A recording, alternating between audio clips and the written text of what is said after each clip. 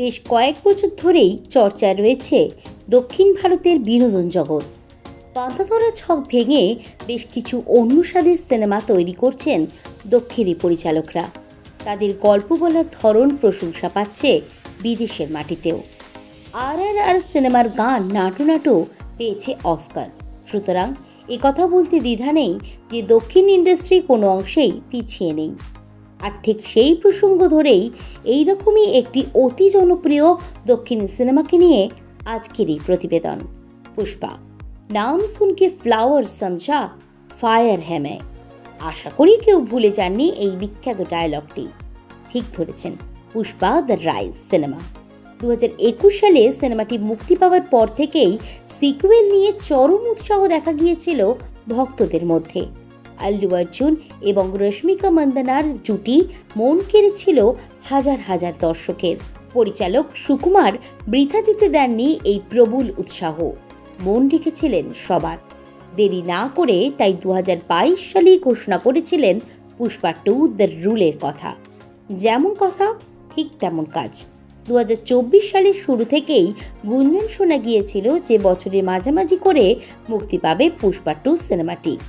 অবশেষে অপেক্ষার শেষে 2024 সালে 5ই ডিসেম্বর বড় পর্দায় মুক্তি পায় সিনেমাটি। পরিচালক থেকে পুরো টিমের এতই প্রত্যাশা রয়েছে সিনেমাটি নিয়ে যে ইতিমধ্যেই পুষ্পা 3 দ্য র্যাম্পেজ নিয়ে আলোচনা শুরু হয়েছে। রিপোর্ট বলছে এই সিনেমাটির শুট শুরু করতে অন্তত 4 বছর সময় লেগে যাবে। আশা করা যাচ্ছে 2028 বা 2029-এ শুরু হবে এর কাজ। তবে ফিরে আসা যাক আবার পুষ্পা 2-তে। এ কথা বলার অপেক্ষা রাখে না যে 5 তারিখের আগেই সব সিনেমার টিকিট শেষ হয়ে গিয়েছিল। বহু দূর থেকেও মানুষ সিনেমা দেখতে যাওয়ার প্রস্তুতি নিচ্ছিলেন। 5ই ডিসেম্বর তারিখে স্বাভাবিকভাবেই থিয়েটারগুলোয় মানুষের ভিড় ছিল চোখে পড়ার মতো। তবে সেই দিনই ঘটে যায় এক দুঃখজনক ঘটনা। ওই দিন আল্লু অর্জুন হায়দ্রাবাদের সন্ধ্যা থিয়েটারে সিনেমার প্রদর্শনী চলাকালীন উপস্থিত হন।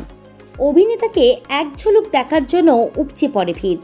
এত জনপ্রিয় ও পছন্দের অভিনেতাকে একটিবার দেখার লোভ সামলাতে পারেননি কেউই। আর তার ফলেই ঘটে সেই মর্মান্তিক দুর্ঘটনা।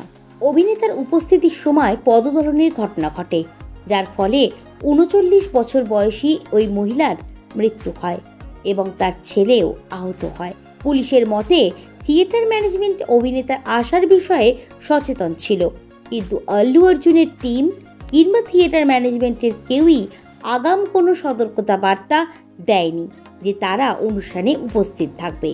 এছাড়াও তাদের জন্য আলাদা কোনো ঢোকার বা বেরোনোর ব্যবস্থা ছিল না। ঘটনা তদন্ত চলবে। হয়তো ভবিষ্যতে মানুষ সচেতন হবেন, কিন্তু ফিরে পাওয়া যাবে না একটি প্রাণ। এই ঘটনার কোন দিকে মোড় নেবে সেটাই এখন দেখার বিষয়।